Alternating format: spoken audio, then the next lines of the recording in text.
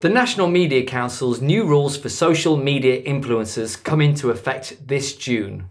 So, what are they and to whom do they apply? You're watching Inside AB. I'm Jeremy Lawrence, joined here by Eddie Taylor. Eddie, we were both at the ITP Live Summit last week. Set the scene, if you will. Well, this is the twice yearly get-together for the social media ecosystem in Dubai, and it brings together brands, it brings together agencies, it brings together, of course, influencers, and it's basically kind of trying to set the scene for what the ecosystem is doing and how it's evolving and what are the trends and the themes that are being thrown up. And the one that we were talking about this week is, of course, the new law that means that people who wish to receive payment for being a social media influencer now has to get a license, and that's going to cost them 15,000 dirhams to do so. Okay. There's a bit more to it than that, of course. You spoke to Fiona Robertson, who is a senior associate at Tamimi Co. Yeah, a media lawyer. I mean, she gave a really great initial presentation, and I was actually lucky enough to sit down and host a session in which she was one of the main panelists. And she sort of laid out all of the rules and the regulations in pretty decent detail. I mean, I think some of the main things that we have to consider is, yes, it comes into effect on June the 1st. You've only got a couple of months to get one now. It is going to cost you 15,000 dirhams. It only lasts for a year, so every year you're going to have to renew this thing.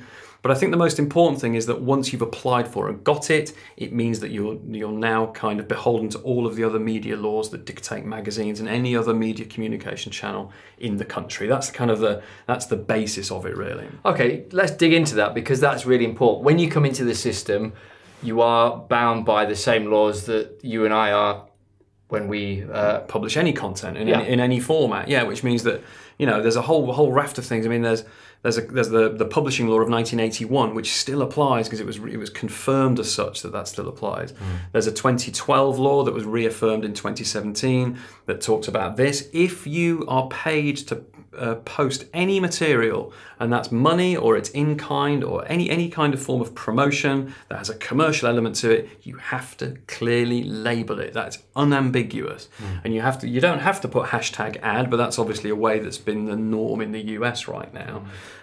So these are the things you have to now bear in mind. So if you're a social media influencer and your content really matters to you, you have to work out a way to separate the paid from the unpaid, your regular routine daily engagement versus the bread and butter that's going to make you some money. So this is kind of the new framework in which we're now operating. Okay, as well as all the defamation laws, the privacy laws, cybercrime laws, the TRA, which is the Telecoms Regulation Authority, who are the people that have actually got the power to block your content and block your website. So there's a whole raft of things. There's an NMC advertising law as well, which is really important if you're in the healthcare space.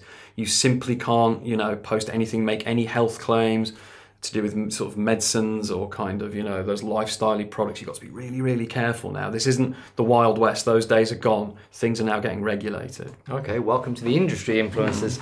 Let's talk about who needs these regulations, these licenses, and who doesn't. Yeah, I mean, I think it is quite simple. It's not based on anything to do with following. It's not based on whether you've got 20 followers or 2 million followers.